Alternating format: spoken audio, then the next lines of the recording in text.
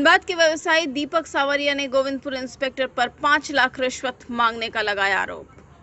पैतृक संपत्ति विवाद में उनके भाई ने थाना में मामला करवाया था दर्ज। पुलिस ने गिरफ्तारी से बचाव के लिए मांगे 5 लाख।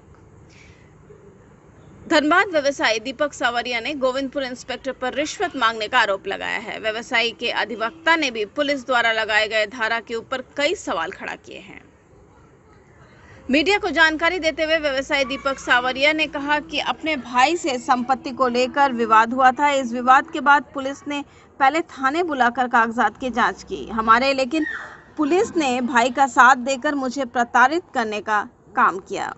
भाई से हुए विवाद को लेकर गोविंदपुर थाना में पुलिस के द्वारा प्राथमिकी दर्ज की गई। दीपक सावरिया ने कहा कि मेरे द्वारा भी थाने में कार्रवाई के लिए आवेदन दिया गया था, लेकिन पुलिस ने एक दिन बाद उस आवेदन पर मामला दर्ज किया है। इसके बाद इंस्पेक्टर के खासम खास मोहम्मद सरताज ने गोविंदपुर के वेडलॉक होटल में बुलाकर मुलाकात की और 5 लाख की मांग की। सरताज ने कहा कि 5 लाख की राशि इंस्पेक्टर के द्वारा मांगी गई है। ये राशि नहीं देने पर उन्हें गिरफ्तार कर जेल भेज दिया जाएगा।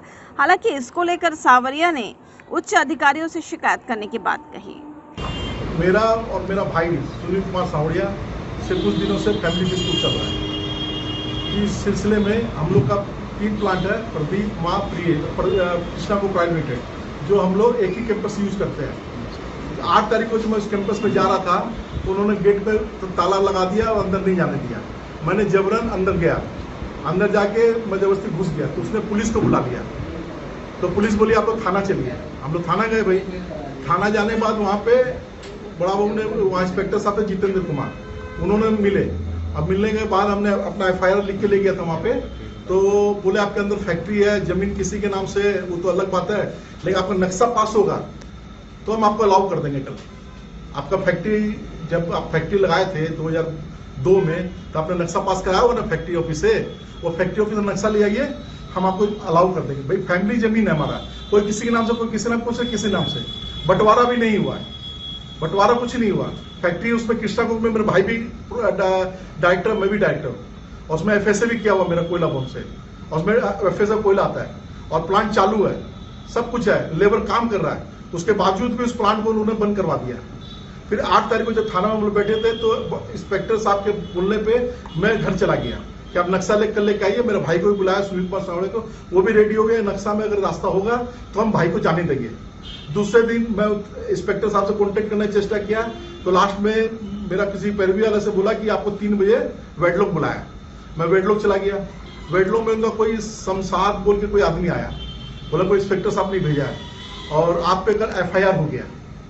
बोला FIR हो गया मतलब इंस्पेक्टर साहब ने आज बुलाया था नक्शा लेके कि उसमें रास्ता हो तो आपको जाने देंगे। बोला नहीं, FIR हो गया, पहले उसका बात कीजिए। आपको उसमें 5 लाख रुपया देना पड़ेगा, नहीं तो आपको हम लोग अरेस्ट कर देंगे। बोला ऐसा बात है तो आप जाइए कोर्ट आराम से और मेरे नाम से वारंट लीजिए और मेरे को अरेस्ट कीजिए, कोई प्रॉब्लम नहीं उसके लिए। ये फैमिली मैटर है, इसमें आप इसको घुमा फिरा के रंग नहीं दे सकते हैं। उसके बाद उसने बाहर निकल इंस्पेक्टर साहब से बात की होगी। इंस्पेक्टर साहब बोले उसको मेरे वहीं ले आओ थाना में। मैं थाना गया, इंस्पेक्टर साहब को मैंने बोला कि सर आपने तो कल बोला नक्शा पास होगा, तो मैंने नक्शा दिखाया उनको। फिर मैंने फैक्ट्री भी गए, फैक्ट्री में भी देखा, वो बोला नहीं नक्शा आपका ठीक है। उसके बाद थाना में आए तो बोला हम बोले मेरे भाई का FIR ले लिए, कल हम भी दिए, तो मेरा क्यों नहीं लिया? बोला आइए आपका आज ले लेते हैं। तो बोले तो सर गलत बात है, 8 तारीख का मेरा FIR कॉपी लेके, 8 तारीख मेरा FIR कॉपी है, मैंने उनको दिया था।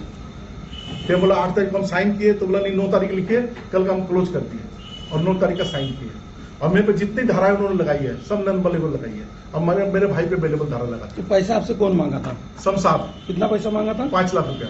किसके कहने पे मांग रहा था? किसके कहने पे? इंस्पेक्टर साहब कहने पे मांग रहा था, जितेंद्र कुमार कहने पे। और वो उसी का आदमी है ना, शमशाद, गोविंदपुर थाना के इंस्पेक्टर। गोविंद अब कौन है? गोविंदपुर थाना में पुलिस है, सिपाही है, कौन है हम नहीं जानते। शमशाद है। और हम इतना मालूम पड़ा बाजार से कि सारा इंस्पेक्टर साहब का लेन देन वही करता है। हमको यही बाजार से मालूम पड़ा, वो जो बोलेगा वही होगा। आप क्या चाहते हैं? अब क्या मांग है आपका? मांग कुछ नहीं है, मैंने तो न्यायालय पे भरोसा था।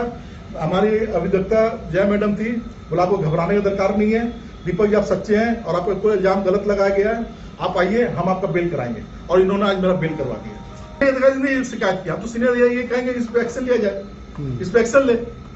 इस तरह से काम नहीं चलेगा ना, एक्शन ले। भाई हमारी प्रॉपर्टी है, वो कौन होता है पुलिस हमको रोकने वाले? अंदर जाए बाहर जाए, वो हम जा रहे हैं 25-30 साल से जा रहे हैं, इंक्वायरी कर ले। वो फैक्ट्री का नाम नहीं चेंज हो पाया मेरे भाई के कारण, उसका प्रियस कोक है, मेरा प्रदीप कोक है। उसने प्रियस को में 56,000 टन पर लिंकेज का मेरा भर के लिया, मैंने साइन किया।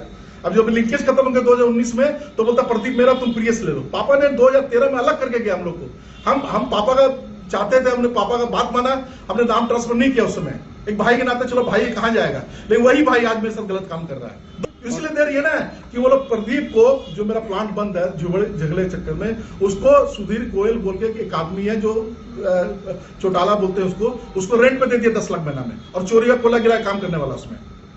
इसीलिए मेरे को रोका जा रहा है अंदर जाने से।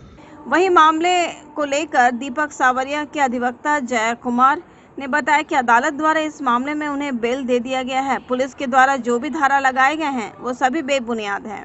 ऐसा महसूस होता है जैसे दीपक सावरिया को फंसाने के मकसद से गंभीर और संवेदनशील धाराएं पुलिस ने जानबूझकर लगाई है। ये मामला पुलिस ने जो एफआईआर दर्ज किया था उसमें 384, 379 धारा भी लगी हुई थी, और बाकी सब धाराएं तो अवेलेबल थी, लेकिन 384, 379 तो नॉन अवेलेबल धारा है। जबकि इसमें ये तो प्रथम दृष्टया ही समझ में आ रहा है, एफआईआर में ही कोई एक भी इंग्रेडिएंट 384 का भी नहीं है, 379 का भी नहीं। 379 थेफ्ट है, 384 एक्सटॉर्शन का है। दोनों में से किसी का भी एक भी उसमें अंश नहीं है जिसमें ये धारा लग सकती थी। तो फिर भी अगर पुलिस ने ये धारा लगाकर इनके ऊपर केस किया है, और चूंकि उनको न्यायालय पर विश्वास था और हम लोगों ने इनका बेल कराया, लेकिन पुलिस ने तो ये धारा गलत लगाई है। जबकि उसमें एफआईआर में जो इन्फॉर्मेंट है उसने कहीं जिक्र ही नहीं किया है, और फिर से ये पुलिस कहाँ से अपने मन से ये धारा लगा दी, ये समझ से परे है। बिल्कुल निराधार और बिल्कुल गलत आरोप है। बेल हो गया मैडम ना? जी बेल। जय कुमार।